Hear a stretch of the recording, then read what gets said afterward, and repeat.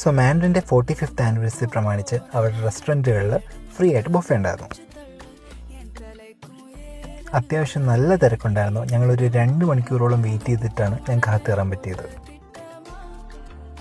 പക്ഷേ ആ 2 മണിക്കൂർ വെയിറ്റ് ചെയ്തതിന് വർത്ത് ഉണ്ടായിരുന്നു. സാധനമെല്ലാം അടിപൊളിയായിരുന്നു.